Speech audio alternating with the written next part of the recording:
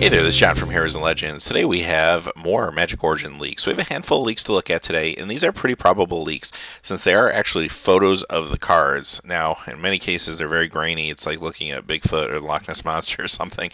But in those cases, what I did was I typed the text next to the card so we can take a better look at it. So let's just jump in and see what we got here. First one is Displacement Wave. And you pay 2 blue and X. It's a sorcery. Return all non-land permanents with converted mana cost X or less to their owner's hand.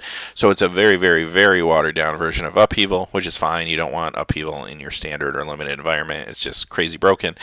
So this card is actually kind of neat. I feel like I'd want to play with it before I can really decide if it's a strong card or not.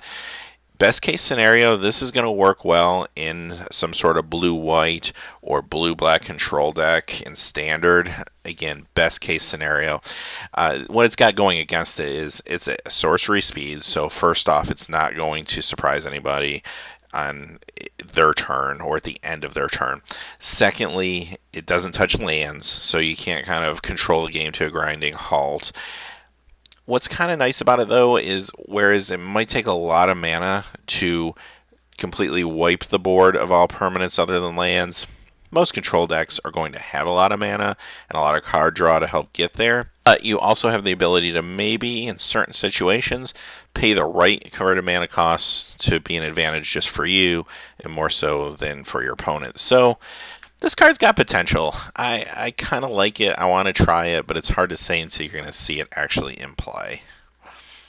Next is Mizzium Meddler. Now this one I like a lot. It costs 3. It's got flash. It's a 1/4 creature. When it enters the battlefield, change target of target spell or ability to Mizzium Meddler. So it's basically a Spellskite, and it's a surprise Spellskite. So kind of neat. Now you can't reuse the ability like on Spellskite, but I do love the fact that you can surprise somebody with this. Now you do have to hold up 3 mana, which is kind of a lot, but it's similar to a counter spell. And I really like this one. It's hard to see in the picture if it's a uncommon or a rare. I mean, my assumption would be this probably would have to be rare, right? But who knows? I really do like this card a lot, and I think it's going to see some standard play. Next is Chandra, Fire of Kaladesh, and we're going to look at 3 Planeswalkers. You're going to notice from the photos, they're actually from the San Diego Comic-Con version of the Planeswalker. So for those of you who don't know what that is, over the last couple of years, every year at San Diego Comic-Con, Wizards gives a very limited supply of a product, and it's basically a foil, very artistic, black and white, with a little bit of color version of all the core set Planeswalkers. This is that version of the card for this year, and Chandra has actually already been leaked, and I'll link the video there where we talked about the leak at the end of this video if you want to take a look at it. We talk more about it. At the time, we weren't sure if that leak was for real. There were some inconsistencies in the card photo, some issues with the copyright date. Obviously, it was a recreation of the card based on the information that that person had gotten. I will say, though, this does support that leak, so it appears that it's for real. One of our big complaints in the last video, we talked about this, was she just didn't seem all that powerful, and I guess we really wanted a really strong red Planeswalker. So let's just take a quick look at her. Basically, she's a 2/2 creature, so she can attack in for 2, and then you can play a red spell, untap her, and then ping something, or ping a player specifically, I should say.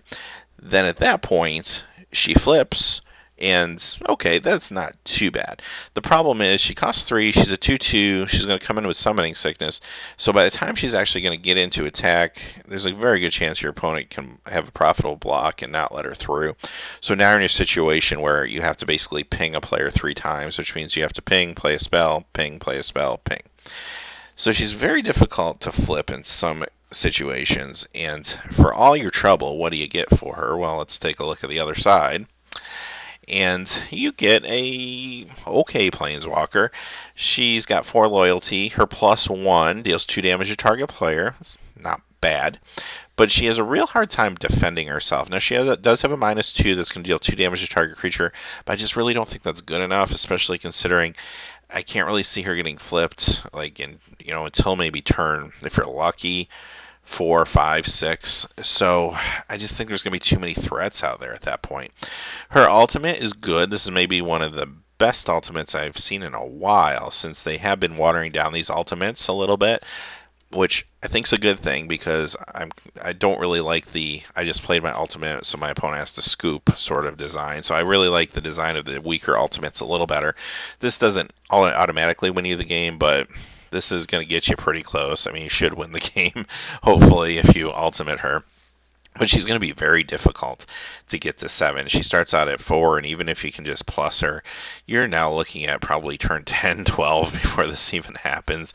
So she's just very slow. And, for 3 mana, she's good. She's going to be a limited bomb, don't get me wrong. But I just can't really see a place for her in Constructed. There's just, I don't know, better options out there, I think. Next is Nissa, Vastwood Seer, and she's not bad. This is her legendary creature side. This is probably my favorite so far from the ones I've seen. And she costs 3 for a 2/2, and you do get to take a forest from your library and put it in your hand. Maybe it would have been a little cooler if you could put it into play tapped, but I don't know, maybe she would have had to cost more to do that and to not be too powerful. And basically to flip her, you just need to have 7 lands under your control. So that doesn't sound great on paper because now it's going to take you to turn maybe 6 or 7 or 8 or 9 before she flips.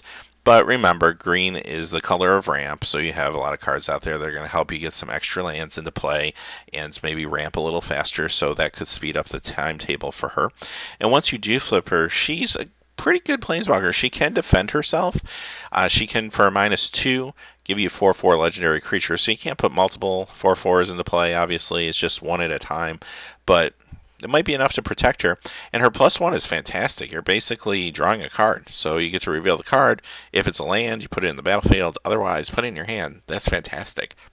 Her ultimate is okay. I mean, you should be able to win or get close to winning with that, but it's not an auto win, which again, I like that design. I think that's a very good design.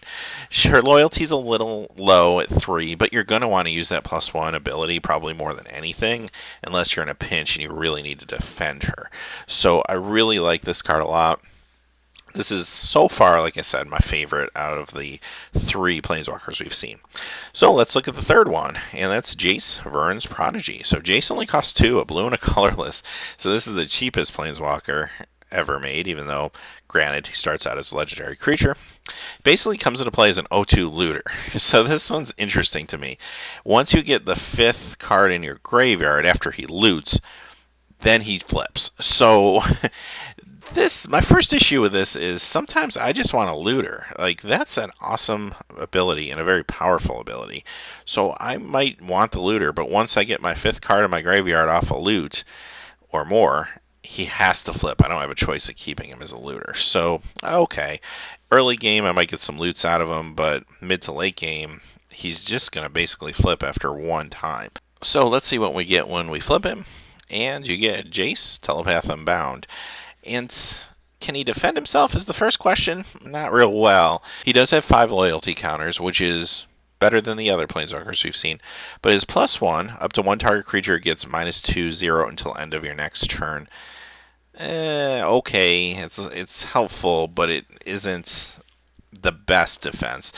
Now, if it was something like all creatures attacking Jace get -2/-0 to your next turn, I think that would be actually pretty cool. But again, if they were to do something like that, obviously, I don't think he could cost 2 to cast. I think they would have had to up his casting cost, or maybe the difficulty in flipping him, or something like that. That probably would be too powerful for the cost.